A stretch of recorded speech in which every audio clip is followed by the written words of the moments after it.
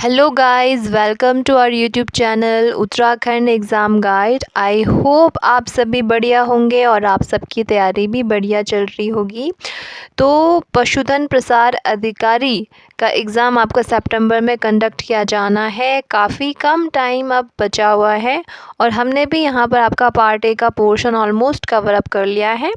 अभी जो आपका लास्ट पोर्शन बचा हुआ है दैट इज़ पोल्यूशन, ये भी आपका आज की क्लास में कवर अप हो जाएगा। इसके बाद आपका पार्ट ए फिनिश हो जाता है। अगर आपको इन सब की जितना भी अभी तक यूट्यूब पर पढ़ाया जा चुका है पार्ट ए का पोर्शन, उनका कंबाइंड पीडीएफ चाहिए और साथ ही साथ पार्ट बी के कंटेंट भी चाहिए, तो उसके लिए आपको पेड टेलीग्राम ग्रुप से जुड़ना पड़ेगा। इसकी इन्फॉर्मेशन आपको टेलीग्राम चैनल से मिल जाएगी और एमसीक्यू प्रैक्टिस के लिए भी आप टेलीग्राम चैनल से जुड़ सकते हैं। चलिए स्टार्ट करते हैं बिना देरी किए हुए। इनकी प्लेलिस्ट भी बना दी गई है, वहाँ से भी आप चेकआउट कर सकते हैं। दोस्तों, पोल्यूशन एक ऐसा टॉपिक है जो कि आपके जनरल अवेयरनेस में भी आ जाता है। हर किसी को इसके बारे में थोड़ा बहुत नॉलेज होना ज़रूरी है। पोल्यूशन होता क्या है, प्रदूषण है क्या? तो हमारा जो नेचर होता है ना, हमारा एनवायरनमेंट, ये अपने आप को बैलेंस बनाकर रखता है। हर एक चीज़ एक बैलेंस में रहती है। बट अगर इसमें कोई भी हार्मफुल सब्सटेंस आ गया या कोई भी हानिकारक पदार्थ आ गया, जिसकी वजह से जो हमारा नेचर का बैलेंस है वो डिस्टर्ब हो जाता है, कोई भी आपके एडवर्स चेंजेस आने लग जाते हैं, हानिकारक या फिर प्रतिकूल परिवर्तन उसमें उत्पन्न होने लग जाते हैं, तो उसे हम कह सकते हैं ये आपका पोल्यूशन क्रिएट हो रहा है, प्रदूषण हो रहा है। ठीक है। अब हमारा एनवायरनमेंट क्या है? जो हमारे आसपास की जो सराउंडिंग्स हैं जिससे हम घिरे हुए हैं, जिसमें आपके वायु आ गया, जल आ गया, मिट्टी आ गई, हमारे पेड़ पौधे, एनिमल्स, हम खुद भी, माइक्रो ऑर्गेनिज्म, ये सारे क्या हैं? एनवायरनमेंट का ही हिस्सा है। अब किसी भी प्रकार से इसमें कोई भी, अब ये सारी चीज़ें बैलेंस में रहती है और किसी भी प्रकार से इसमें कोई डिस्टर्बेंस क्रिएट हो रहा है किसी भी हार्मफुल सब्सटेंस की वजह से, तो हम कह सकते हैं ये आपका क्या हो रहा है? पोल्यूशन हो रहा है। और जिन कारकों के द्वारा ये क्रिएट होता है उसे हम बोलते हैं पॉल्यूटेंट। ठीक है। तो पोल्यूशन वो फिनोमिना है जिसकी वजह से आपके नेचुरल एनवायरनमेंट में क्या होता है? एडवर्स चेंजेस आते हैं। जिन कारकों की वजह से होता है उन्हें हम बोलते हैं पॉल्यूटेंट। अब जो पॉल्यूशन होता भी है वो आपके दो टाइप से होता है। एक तो आपका नेचुरली में क्या क्या हो जाएंगे, जैसे कि आपके ज्वालामुखी होता है ना, वॉल्केनिक इरप्शन होता है, उससे भी तो आपके गैसेस, मीथेन वगैरह निकलती है, रिलीज़ होती हैं। जंगलों में आग लगती है। ठीक है। आपके जो जब आपका तूफ़ान आता है तो उसमें डस्ट के पार्टिकल्स भी होते हैं। ठीक है। तो ये सब क्या है? नेचर की वजह से हो रहा है। बट इसके अलावा भी आपके मैन मेड भी क्या होता है? पोल्यूशन होता है। एंड वो बहुत ज़्यादा कंसर्निंग है आज के टाइम के हिसाब से अगर हम देखें तो। इसमें हमारा बहुत सारी चीज़ें आ गई, इसको हम वन बाय वन देखेंगे। जैसे इंडस्ट्रीज़ की वजह से, व्हीकल्स की वजह से, एग्रीकल्चर वेस्टेज, इसमें भी पोल्यूशन क्रिएट हो रहा है इसकी वजह से, बहुत सारे। ठीक है। फॉसिल फ्यूल्स वगैरह हो गया, तो ये क्या है? मैन मेड सोर्स है इनका पोल्यूशन का, और नेचर तो हो ही गया। ठीक है। नेचर का क्या रहता है? अगर नेचर के द्वारा क्रिएट हो रहा है तो नेचर अपने आप को बैलेंस कर लेता है। बट जो आपका मैन मेड की वजह से क्रिएट हो रहा है दैट इज़ वेरी कंसर्निंग। ठीक है। तो पोल्यूटेंट मैंने क्या बताया? जिन कारकों की वजह से आपका पोल्यूशन होता है। अब आपके ये भी दो टाइप के हो गए, बायोडिग्रेडेबल और नॉन बायोडिग्रेडेबल, यानी जैव अपघटनीय और अजैव अपघटनीय। अब जो बायोडिग्रेडेबल है वो तो आपके नेचुरली डिकम्पोज हो जाता है, जैसे कि आपके फूड का वेस्टेज हो गया, सीवेज हो गया, ये क्या होगा? प्राकृतिक रूप से विघटित हो जाएगा, इससे कोई दिक्कत वाली बात नहीं है।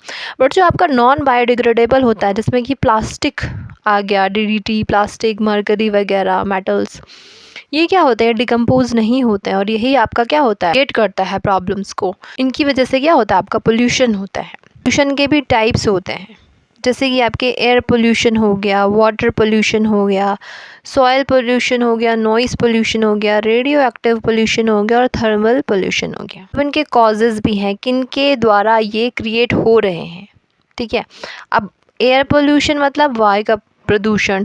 अब ऑब्वियसली आपका आजकल जो आपके वाहन वगैरह, व्हीकल्स से जो निकलता है, रिलीज़ होता है धुआं, इंडस्ट्रीज़ की वजह से, बर्निंग की वजह से, ये सब क्या क्रिएट करते हैं? एयर पोल्यूशन क्रिएट करते हैं। वाटर पोल्यूशन, आपका सीवेज का हो गया वेस्टेज, इंडस्ट्रीज़ का वेस्टेज हो गया, फर्टिलाइज़र हो गया, ये सब पानी में ही तो बहाया जाता है। इसकी वजह से भी क्या होगा, वाटर पॉल्यूशन होता है। सॉइल पोल्यूशन में आपके पेस्टिसाइड्स, हैवी जो मेटल रहते हैं, प्लास्टिक रहते हैं। प्लास्टिक तो आपका जो हम खाते हैं कुछ भी चिप्स वगैरह के पैकेट, वो पड़े के पड़े रहते हैं सालों साल, वैसे के वैसे ही रहते हैं। तो इससे क्या होता है, सॉइल पोल्यूशन क्रिएट होता है। नॉइज़ पोल्यूशन अगेन, जो आपका शोरगुल होता है व्हीकल्स की वजह से, मशीन्स जो हैवी मशीन्स में जो आवाज़ें आती हैं, लाउड स्पीकर्स, ये क्या क्रिएट करते हैं, ध्वनि प्रदूषण। जो आपका रेडियो एक्टिव पोल्यूशन हो गया, जो न्यूक्लियर प्लांट्स वगैरह होता है, जब आप वेपन्स की टेस्टिंग वगैरह करते हैं तो उससे रेडिएशन रिलीज़ होता है, उससे क्या खतरा रहता है, रेडियो एक्टिव पोल्यूशन का खतरा रहता है। साथ ही साथ जब भी आप पावर प्लांट लगाते हैं, उसमें क्या करते हैं, हॉट वाटर को रिलीज़ करते हैं, डिस्चार्ज करते हैं, ठीक है। तो इसकी वजह से क्या होता है, वाटर बॉडीज़ का टेम्परेचर इंक्रीज़ हो जाता है और थर्मल पोल्यूशन का क्या रहता है, खतरा रहता है इससे, ठीक है। अब एयर पोल्यूशन में हम देखें तो इसमें भी आपके पॉल्यूटेंट, यानी जो फैक्टर्स जिनकी वजह से एक्चुअली वायु प्रदूषित हो रही है, सोर्सेज क्या है, क्या स्रोत है और उसका प्रभाव क्या पड़ रहा है। तो पॉल्यूटेंट में आपके जैसे कार्बन मोनोऑक्साइड हो गया, सल्फर डाइऑक्साइड हो गया, नाइट्राइट हो गया, पार्टिकुलेट मैटर 2.5 हो गया, लेड हो गया, ठीक है, ओजोन भी होता है। तो अब जैसे कार्बन मोनोऑक्साइड हो गया, जो भी आपके व्हीकल्स, वाहन से रिलीज़ होता है धुआं, और जब आप चूल्हा भी जलाते हो उससे भी जो धुआं होता है उसमें क्या होता है, कार्बन मोनोऑक्साइड। बोला भी जाता है बंद कमरे में अगर आपका जो धुआं है उसमें सारे पूरे बंद कमरे में सोना नहीं चाहिए, क्योंकि क्या होता है बेसिकली जब हम ब्रीथ करते, सांस लेते हैं तो ऑक्सीजन बाइंड करता है हीमोग्लोबिन के साथ और पूरे बॉडी में फिर वो रिलीज़ होता है। बट अगर कार्बन मोनोऑक्साइड प्रेजेंट हो गया, जब धुआं होता है तो कार्बन मोनोऑक्साइड की जो बाइंडिंग एफिनिटी होती है हीमोग्लोबिन के साथ, वो ऑक्सीजन से ज़्यादा होती है और वो जल्दी से बाइंड कर जाता है। इसकी वजह से फिर हमको सफोकेशन होता है, सांस लेने में दिक्कत होती है, ठीक है। तो ये आपका पोल्यूटेंट हो गया कार्बन मोनोऑक्साइड। देन जो सेकंड नेक्स्ट आता है सल्फर डाइऑक्साइड। अब जैसे आपका कोल बर्निंग होता है, कोयला दहन होता है, या फिर जो इंडस्ट्री से रिलीज़ होता है गैसेस, उसमें आपका सल्फर डाइऑक्साइड होता है और ये भी आपके रेस्पिरेटरी प्रॉब्लम्स क्रिएट करता है, जैसे कि अस्थमा वगैरह, ब्रोंकाइटिस इससे प्रॉब्लम्स होती हैं, ठीक है। और जो आपका एसिड रेन होता है इसका भी कॉज होता है ये सल्फर डाइऑक्साइड। देन जो नेक्स्ट आता है नाइट्राइट, तो ये भी आपके व्हीकल्स और फैक्ट्री वगैरह से रिलीज़ होता है। इससे भी आपके लंग डैमेज का खतरा रहता है, ठीक है, फेफड़ों को क्षति पहुंचाता है और स्मॉग में भी ये प्रेजेंट रहता है। जो नेक्स्ट आता है पार्टिकुलेट मैटर 2.5 pm 2.5। अब ये क्या करता है, आपका जो डस्ट पार्टिकल्स होते हैं, स्मोक होता है, इसमें ये रहता है पार्टिकुलेट मैटर, और इससे आपके कैंसर का भी खतरा हो सकता है, साथ ही आपके लंग को भी पेनिट्रेट कर जाता है, ठीक है। तो ये भी आपका काफ़ी ज़्यादा हार्मफुल है। देन लेड जो रहता है आपके पेट्रोल और जो प्लांट वगैरह रहता है इससे रिलीज़ होता है, ठीक है, इंडस्ट्रियल में एमिशन के तौर पे निकलता है। तो ये भी आपके क्या करता है, जो बच्चे होते हैं उनमें जो न्यूरोटॉक्सिसिटी क्रिएट करता है। ये सारे क्या हैं, एयर पॉल्यूटेंट है, और इनका सोर्सेस क्या है और इनकी वजह से क्या प्रभाव पड़ता है। पॉल्यूटेंट्स भी आपके दो प्रकार के होते हैं, एक को बोलते हैं प्राइमरी पॉल्यूटेंट, एक को बोलते हैं सेकेंडरी पॉल्यूटेंट। अब प्राइमरी पॉल्यूटेंट जैसे आपके वाहन से निकलने डायरेक्टली, जैसे गाड़ी वगैरह रहता है उससे directly CO carbon monoxide release हो रहा है, तो इसे क्या बोलेंगे, प्राइमरी पॉल्यूटेंट। इसी में ही आपके ये SO2 एंड ये आ गया, पार्टिकुलेट मैटर वगैरह आ गया। अब सेकेंडरी जो पॉल्यूटेंट होते हैं ये केमिकल रिएक्शन के बाद क्रिएट होते हैं, जैसे कि ओजोन हो गया, पैन हो गया, ठीक है, ये क्या है, सेकेंडरी पॉल्यूटेंट में आ जाएंगे।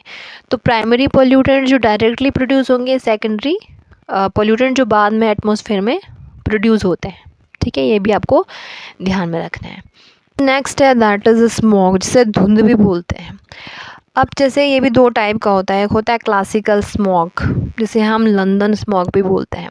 जब आपका धुआं, स्मोक, ठीक है, स्मॉग अलग हुआ और स्मोक अलग हुआ। स्मॉग मतलब धुंध, स्मोक मतलब धुआं। जब आपके स्मॉग के साथ फॉग मिलता है, यानी धुआं और कोहरा मिलेगा, और साथ ही साथ जब आपके कोल बर्निंग के दौरान रिलीज़ होती है ना SO2 वगैरह, ये सब मिल करके आपके एनवायरनमेंट में ह्यूमिड वाली कंडीशन क्रिएट करती हैं, ठीक है, और ये ठंडी होती है और ह्यूमिड कंडीशंस क्रिएट करती हैं। तो इसे हम बोलेंगे क्लासिकल स्मॉग। में मतलब कोल भी रहेगा, कोल बर्निंग के से जो रिलीज़ होती है, SO2 इसमें इम्पॉर्टेंट रहता है, ठीक है, पोल्यूटेंट की तरह काम करता है। और कुछ पार्टिकुलेट मैटर्स भी रहते हैं। तो ये सारे मिलके क्या बनाता है, क्लासिकल स्मोक बनाते हैं। इसकी वजह से आपके आँखों में जलन हो सकती है, रेस्पिरेटरी प्रॉब्लम्स हो सकती हैं, प्लांट्स को इससे डैमेज हो सकता है। तो ये क्लासिकल स्मोक हो गया। अब दूसरा क्या होता है, दैट इज़ फोटोकेमिकल स्मोक। अब आप नाम से लगा सकते हैं फोटोकेमिकल, इसमें सनलाइट भी प्रेजेंट होती है। जब आपके व्हीकल से रिलीज़ होती है NO2 वगैरह, उसमें अगर सनलाइट भी पड़ जाए तो इससे क्या, इसके बाद कुछ फोटोकेमिकल रिएक्शंस होती है, जिससे कि आपके फिर ओजोन बनने लग जाता है और पैन बनता है। कुछ और ऑक्सीडेंट भी बनते हैं। अब पैन क्या होता है, पैन को बोलते हैं हम पेरोक्सी एसिटिल नाइट्रेट। ये आपके आई इरिटेंट की तरह काम करता है। इनमें आँखों में जलन उत्पन्न करता है, साथ ही साथ जितने भी आपके फसल हैं उनको नुकसान पहुंचाता है पैन। तो उसको आपको ध्यान में रखना है। ये फोटोकेमिकल स्मॉग में आ जाता है, ठीक है। पोल्यूशन वाला जो टॉपिक है ना, ये आप अपने एंड से भी इसको पढ़ सकते हैं और करंट अफेयर्स को ध्यान में रखते हुए आपको इसको पढ़ना है, ठीक। अब जो नेक्स्ट आ जाता है वाटर पोल्यूशन, यानी जल को पोल्यूट करने वाले सारे सब्सटेंस जिसकी वजह से आपका जल प्रदूषित होता है, ठीक है। वाटर पोल्यूशन में भी आपके एक होता है पॉइंट सोर्सेज, एक होता है नॉन पॉइंट सोर्सेज। अब पॉइंट सोर्सेज में आपकी जो फैक्ट्री ऑफ पाइप और सीवेज की वजह से जो भी आउटलेट रहता है, ठीक है, इनकी वजह से जो भी पोल्यूशन होता है पानी में। नॉन पॉइंट सोर्सेज में आपके एग्रीकल्चर जो अफवाह होता है और अर्बन ड्रेनेज जो होता है, इनकी वजह से जो होता है उसे बोलते हैं नॉन पॉइंट सोर्स। अब इसमें भी बहुत सारे पोल्यूटेंट होते हैं। हम वाटर पोल्यूशन में देखिए पोल्यूटेंट तो आपके सीवेज हो गया, ऑर्गेनिक जो वेस्टेज होता है, fertiliser, pesticide, heavy metals, oil जो रहता है, हॉट वाटर इंडस्ट्रीज़ का जो रहता है हॉट वाटर, ठीक है, ये सब क्या है, मेजर पोल्यूटेंट है वाटर के, ठीक है। तो ये आपको ध्यान में रखना है। पोल्यूटेंट और कुछ डिजीज़ हम देख लेते हैं। तो पोल्यूटेंट में जैसे कुछ मेटल्स की वजह से जो डिज़ीज़ क्रिएट होती है, एग्ज़ाम में काफ़ी बार पूछा गया है। तो जैसे मरकरी हो गया, तो मरकरी की वजह से कौन सी डिज़ीज़ क्रिएट होती है, मिन्ना मार्टा डिजीज़, आपको ध्यान में रखना है। कैडमियम की वजह से ईटाई डिजीज़ होती है। आर्सेनिक की वजह से आर्सेनिकोसिस होता है, स्किन कैंसर हो सकता है। फ्लोराइड की वजह से फ्लोरोसिस होता है, टीथ और बोन को ही अफेक्ट करता है। अब जो नाइट्रेट की वजह से होता है ब्लू बेबी सिंड्रोम, काफ़ी बार पूछा भी गया है। इस कंडीशन को मैथेमोग्लोबिनीमिया भी कहते हैं। अब क्या होता है, जैसे आपके बेबी ने आपके नाइट्रेट कंटेमिनेटेड वाटर पी लिया, अब इसकी वजह से क्या होता है, जो ऑक्सीजन होते हैं ना बॉडी में कैरी करने की कैपेसिटी होती है, और धीरे धीरे कम होती जाती है, और बेबी की जो स्किन होगी, लिप्स वगैरह, नेल्स सारे ब्लूइश अपीयर करने लग जाते हैं। और ये कब होता है, जब आपके नाइट्रेट कंटेमिनेटेड वाटर को यूज़ किया है। तो उसकी वजह से क्या होता है, हीमोग्लोबिन का जो ऑक्सीडेशन होता है, ठीक है, और इस कंडीशन को हम बोलते हैं आपके मैथेमोग्लोबिनीमिया, ठीक है, ब्लू बेबी सिंड्रोम। आपको ध्यान में रखना है। फिर आपके सीवर्स और पैथोजन की वजह से आपके तरह तरह की बीमारियाँ होती हैं, क्लोरेरा हो गया, टाइफाइड हो गया, डिसेंट्री हो गया, ठीक है, सारे गंदे पानी की वजह से भी होता है, ठीक है, ये आपको ध्यान में रखना है।